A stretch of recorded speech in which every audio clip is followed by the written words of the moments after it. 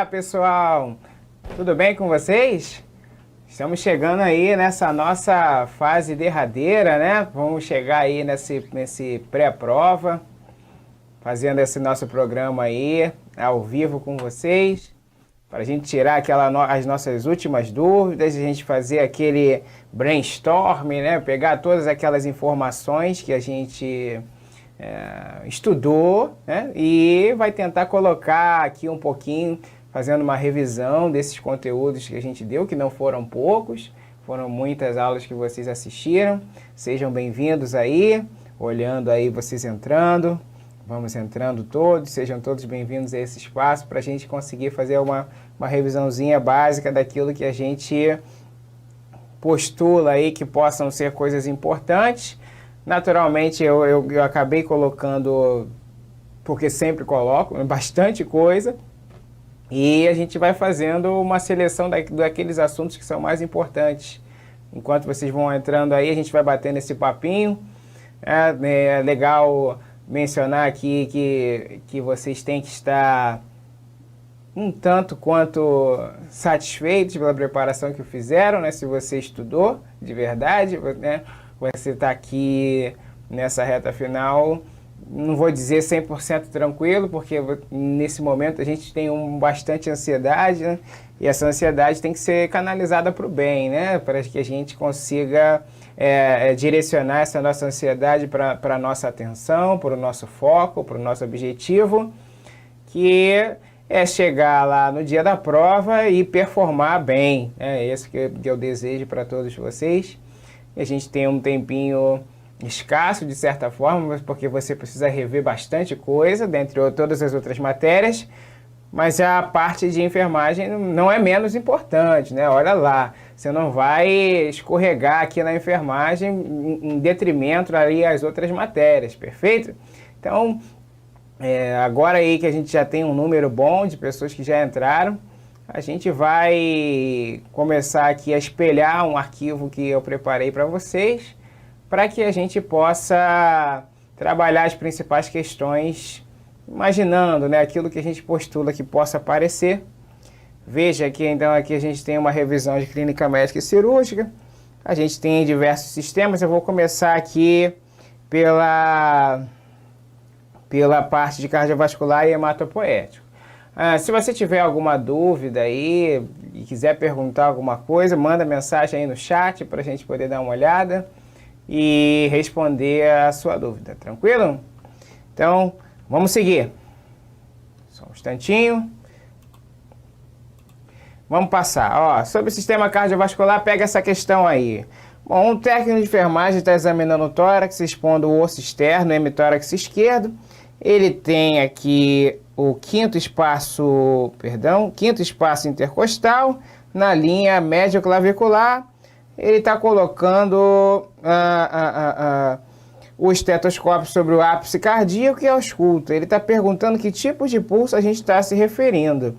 Olha só, se você está verificando o pulso sobre o coração, bom, se está sobre o coração, aqui já tem a nossa chave, né? Sobre o ápice cardíaco, né? Se a gente está falando do ápice cardíaco, adivinha qual é a resposta? A gente está falando do pulso apical, beleza? Então é que linha hemiclavicular, ao nível do quinto espaço intercostal, é onde fica a ponta do coração. Foi? Lembrou? Segue o baile, hein? Então aqui lembrando da sua ausculta cardíaca, eu estou falando especificamente dessa região aqui que é o foco mitral, beleza? E também onde você consegue perceber aí os batimentos cardíacos. Bom, lembrando ainda que na parte do exame cardiovascular a gente ainda tem exames laboratoriais, gráficos, imagenológicos. Os laboratoriais são mais importantes para você aqui, pensando na questão do infarto, né? Na questão do infarto, os mais importantes e específicos, troponina T e CKMB. No caso da referência do Brunner, não esquecer. Se for referência aí do manual do técnico, lembrar da desidrogenase lática e lembrar também da CPK, que é a creatina fosfoquinase, lembrar também da TGO, da transaminase glutâmico oxalocética e da TGP, transaminase glutâmico pirúvica, que são enzimas produzidas no fígado que são liberadas sobre a fase aguda, tá? Então, a gente tem a CKMB, as especificações dela, né, quando que ela se eleva, a mesma coisa para a desidrogenase lática. Isso são coisas que você, é só para te lembrar disso, mas você pode consultar isso nas aulas. A mioglobina, eu tenho que te lembrar aqui o que é mais importante da mioglobina, que é o primeiro marcador a aumentar após a lesão miocárdica, mas ele é pouco específico, tá? Lembra disso. Bom, a troponina aqui a gente gasta um pouco mais de tempo, porque ela é a mais específica, né? 2 isotipos, I e T, e a gente tem aqui o aumento de 3 a 6 horas, mas o mais importante, ó, permanece elevado por 3 semanas. Em função disso, esse cara tem que ficar internado por 12 horas esperando o aumento para você poder confirmar que houve efetivamente um infarto. É claro que para confirmar a ocorrência do infarto você não usa só a troponina, né? Tem os dados clínicos, tem as alterações eletrocardiográficas e o aumento das enzimas, porque a troponina não se eleva somente no infarto, tem outras condições também. Foi? Segue o baile. Então, considerando aí os exames laboratoriais e cardíacos, os exames mais específicos de morte, necrose cardíaca, são especificamente, ora, visto o que a gente falou agora, só sobra o quê? A troponina e CK, tá? São exames mais importantes aí para você conseguir fazer essa investigação, tá? Bom, 2 exames gráficos, o eletrocardiograma, ressaltar aqui a presença das ondas, a onda P, o complexo QRS, que representa a atividade sobre os ventrículos, a onda T, que representa o relaxamento dos ventrículos. Basicamente, quando você tem um infarto agudo do miocárdio, você tem alterações nesse segmento aqui, né? No segmento ST que vai estar alterado, tá? Então, essas principais patologias que afetam o sistema cardiovascular, a gente tem os distúrbios vasculares, os distúrbios de condução e distúrbios estruturais. Bom, distúrbios vasculares, você entende aí a aterosclerose, e essa aterosclerose que caminha com esses sinais de obstrução, você tem um quadro de angina de peito, e a evolução da angina de peito para um quadro de infarto agudo do miocárdio. Distúrbios estruturais, o que é?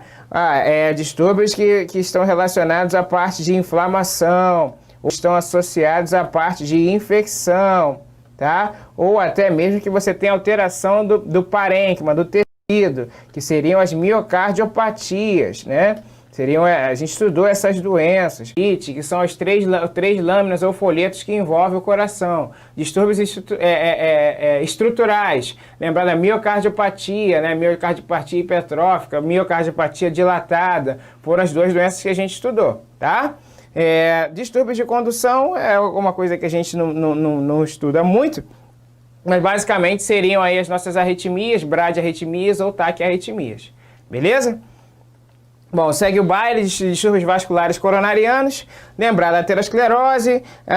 O que é a aterosclerose? Acúmulo anormal de lipídios ou substâncias gordurosas no revestimento da parede dos vasos arteriais. Pelo amor de Deus, não vai esquecer o que é isso. Mas só para ratificar isso, vamos ver isso nas questões. Arteriosclerose com R, é uma doença manifestada pela perda da elasticidade e endurecimento da parede vascular.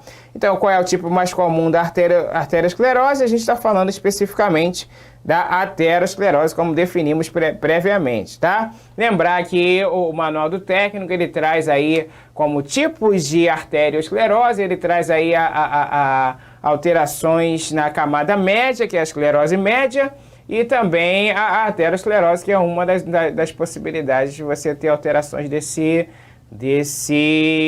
dessa artéria, tá? E aí, como é que estamos aí? Estão entendendo tudo? Tem alguma dúvida?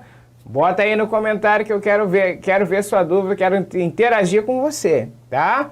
Então, a gente está fazendo aqui um pouco rápido para poder aproveitar todo o tempo e você conseguir anotar tudo, na hora de você treinar a sua mãozinha para escrever bastante. Foi? Então segue o baile. Acúmulo normal de substâncias lipídicas ou gordurosas com tecido fibroso no revestimento das paredes das artérias, na paredes vasculares arteriais. Esses bloqueios que estreitam os vasos coronários, reduzindo o fluxo sanguíneo para o miocárdio. É claro que a gente está falando do que, gente? Da aterosclerose, mais uma vez. Bom, dentre os fatores de risco para o desenvolvimento da aterosclerose, podemos citar... Bom, aqui a gente está falando daqueles fatores de risco, e lembrando que existem fatores de risco que são modificáveis e não modificáveis para a doença cardiovascular. Bom, dentro de fatores modificáveis, o que você tem? Você tem hipertensão, diabetes, tabagismo, alcoolismo, dislipidemia, sedentarismo, tudo isso você pode mexer. E fatores que são considerados não modificáveis. Idade, raça, história familiar positiva são os três que a gente tem que lembrar com uma certa frequência. Mas vamos examinar na questão. Ora, a gente tem aí fatores de risco para desenvolvimento de aterosclerose.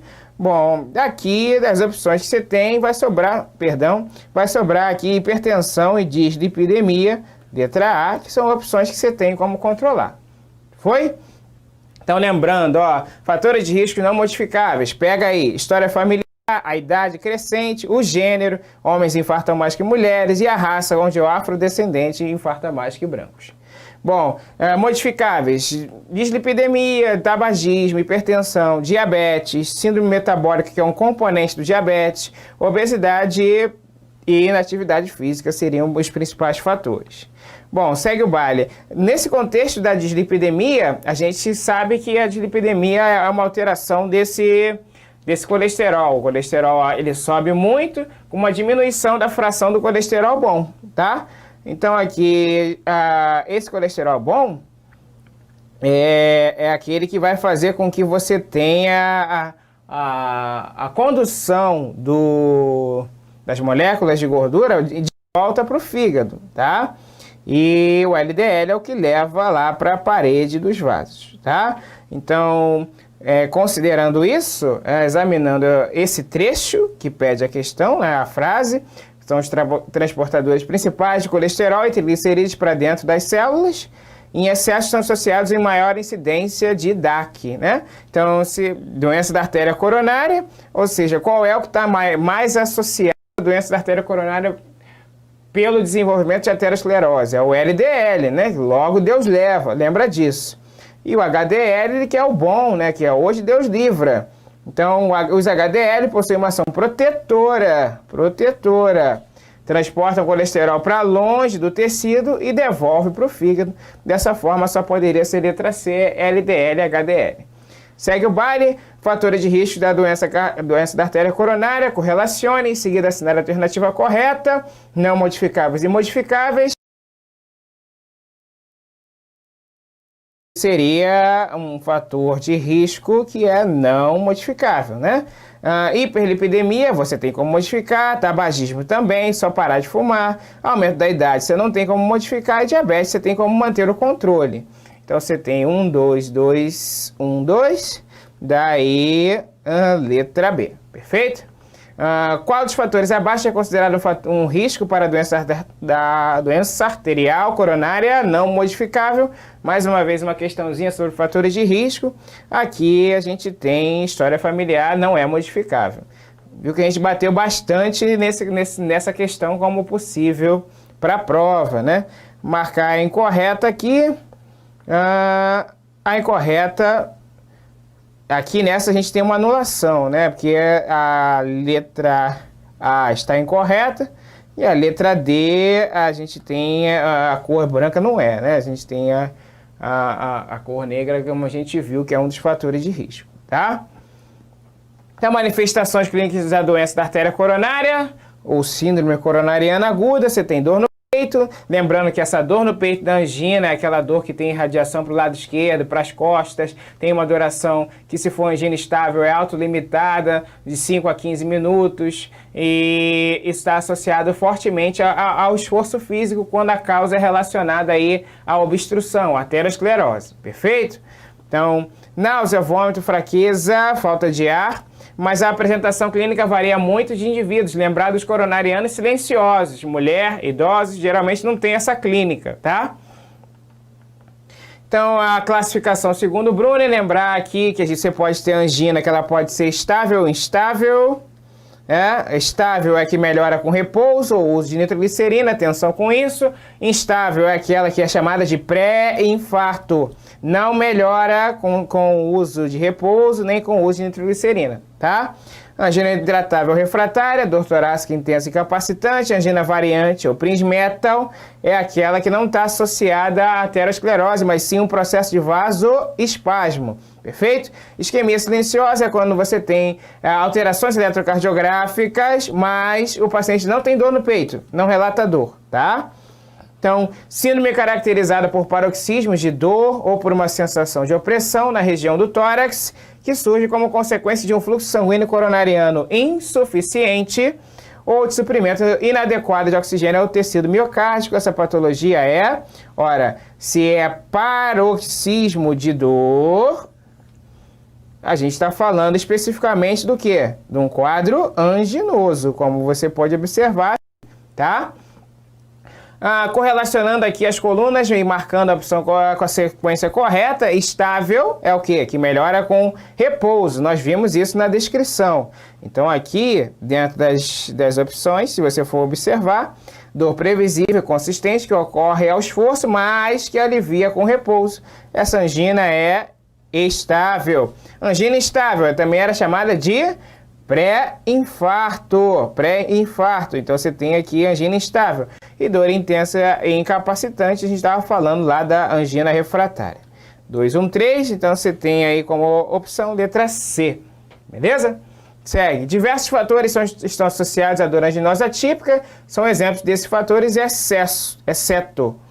O que é que não está relacionado à dor anginosa? Lembra que a dor anginosa está fortemente relacionada à questão do esforço físico, tá? Ingestão de uma refeição copiosa ou até aí no banheiro, mas desde que tenha um esforço, estresse emocional também, tá?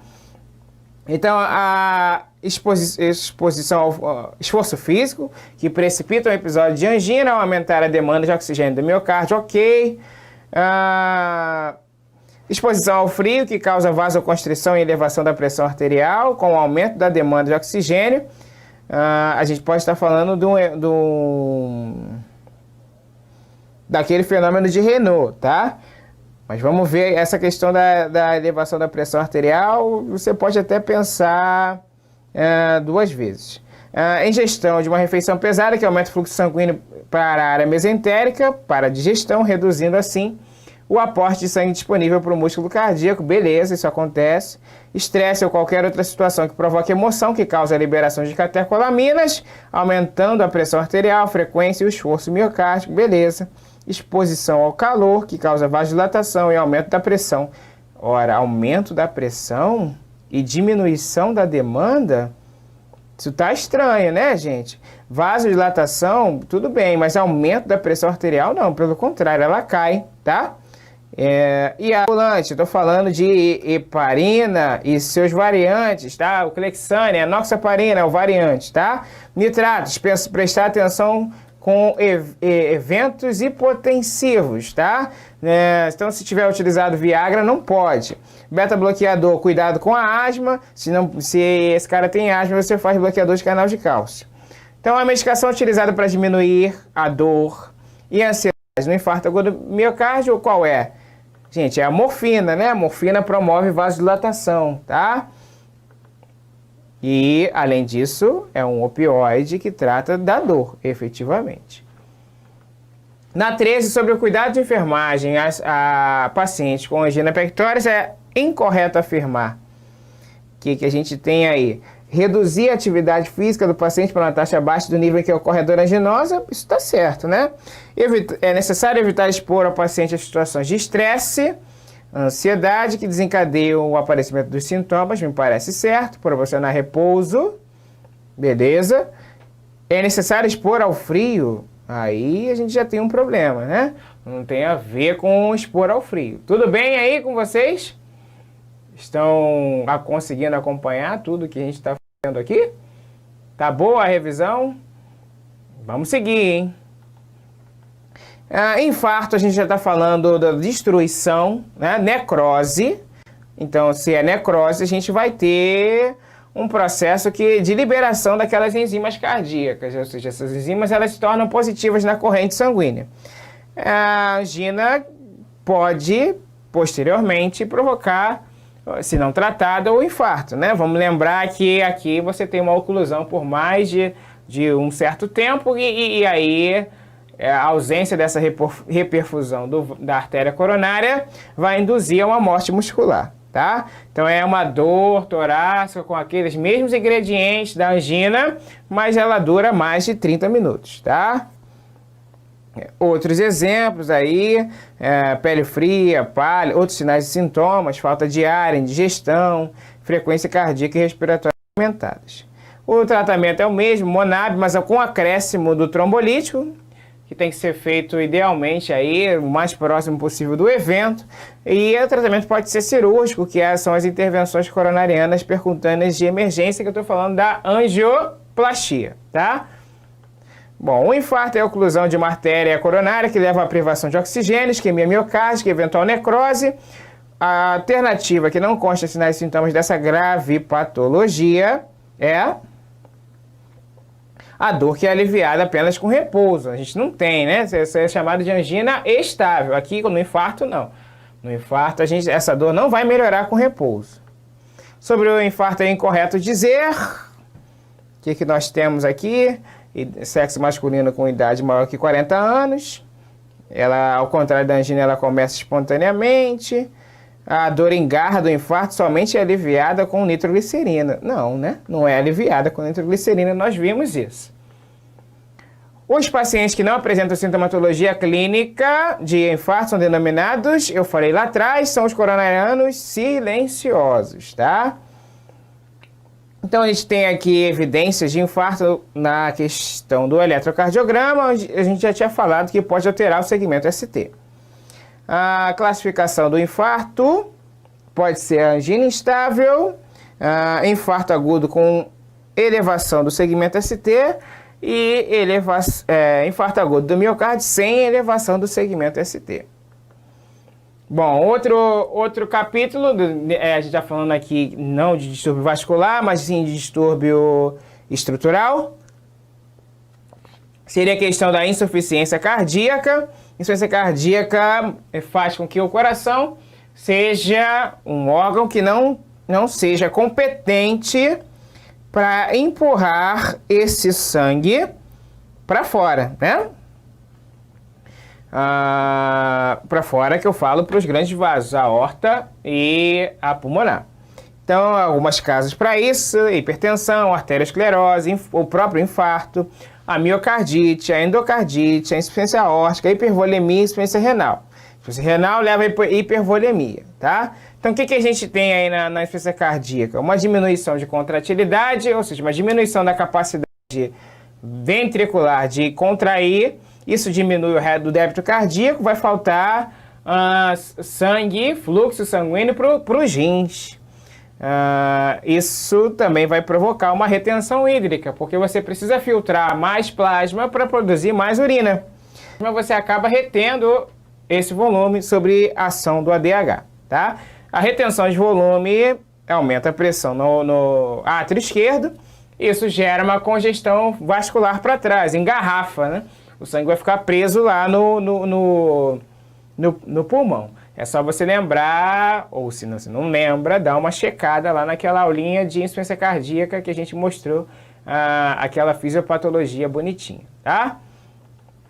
Bom, aí manifestações clínicas da IC, vamos lembrar aqui que a IC ela pode ser esquerda ou direita. Se é esquerda, ela vai ter o predomínio de manifestações respiratórias, tosse, edema agudo de pulmão, dispneia, paroxística noturna, que é a faz você acordar com falta de ar, e sinais de baixo débito, né? Sinais de baixo débito, ou sintomas de baixo débito, a gente está falando aí de tonteira, diplopia, perda súbita da consciência, que é síncope. Isso define aí a IC esquerda. Se é a IC direita, eu estou pensando aí de alterações que afetam a parte a parte vascular, né? Então, você vai ter a turgência de jugular, vai ter edema de membros inferiores, ascite, hepatomegalia, seriam manifestações da IC direita, tá?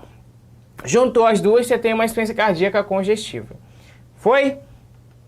Então, o tratamento da IC é modificações de estilo de vida, né, adaptando ali a capacidade que ele tem, oxigênio suplementar, restrição de sódio na dieta para não ter a questão da hipervolemia, evitar consumo excessivo de líquido, no mesmo sentido, evitar a hipervolemia que sobrecarrega o coração, álcool e tabagismo, não sei se você sabe, mas o álcool ele pode provocar inflamação no miocárdio, miocardiopatia alcoólica, redução do peso, é importante, e exercício regular. Medicações, inibidores da ECA, enzimas de conversão da angiotensina, captopril, beta-bloqueadores, diuréticos, para perder volume, e digitálicos, que eu chamo a atenção mais dos digitálicos que são importantes, tá? Então, na ICC é correto afirmar o que nós temos aí. Na IC direita, há um aumento da pressão na pulmonar, resulta no extravasamento de líquidos para dentro do alvéolo. Não, é na esquerda, né? Perdão, peraí. Deixa eu botar a caneta. É na esquerda, né? Edema, já até apareceu a resposta. Edema de membros inferiores é tipo de ICC esquerda? Não, que é a direita. Na ICC direita, o aumento da ingestão de líquidos é fundamental para melhorar o débito cardíaco. Nada disso. A gente falou que a gente tem que restringir, tá? Na IC esquerda, sim, você tem congestão pulmonar e você pode ter como consequência um edema agudo de pulmão. Então, atenção para a digoxina. Na digoxina, eu tenho que verificar o risco de você ter efeitos colaterais graves, que é a questão aí da intoxicação digitálica, onde você tem náusea, vômito, pode ter diarreia, mas principalmente você tem alteração aí na condução cardíaca, né? Das células especializadas de condução, você pode ter como consequência uma bradiarritmia, perfeito? Então, se a frequência cardíaca tiver menor do que 60, você não pode fazer essa medicação. Lembrando que digoxina é um cardiotônico, é para aumentar a força de contração, é um glicosídeo cardíaco, beleza? Isso é o mais importante para você lembrar. Então aí, intoxicação digitálica, anorexia, náusea, vômito, fadiga, alteração do ritmo cardíaco, alterações no eletrocardiogramas, tá? Parar de usar a medicação, tem um antídoto que é o Digibind. Sobre hipertensão, o que você tem que lembrar? Hipertensão primária, hipertensão secundária, são coisas importantes, né? A hipertensão primária, você não, a maioria das vezes, você não tem uma causa explicável. A secundária, você tem problemas aí associados à parte endócrina ou ainda associado à questão de doenças renais ou ainda se você tem problemas associados à parte medicamentosa. Lembrar as lesões de órgão-alvo, frequentemente a hipertensão ela lesiona coração, rins, olhos e cérebro. Então você está vendo aqui a doença cardíaca hipertensiva é uma complicação, o AVC é outra complicação, a doença renal crônica é uma falência renal que vai precisar de diálise, é uma outra complicação. A retinopatia também. Chama atenção, então, para esses 4 órgãos-alvos: coração, olhos, rins e cérebro. Foi? A hipertensão arterial sistêmica continua sendo um importante problema para a saúde pública. Merece destaque no planejamento. Vamos direto. O diagnóstico precoce da hipertensão a partir da aferição da pressão arterial constitui uma importante parte do processo da assistência ao usuário hipertenso, considerando as condições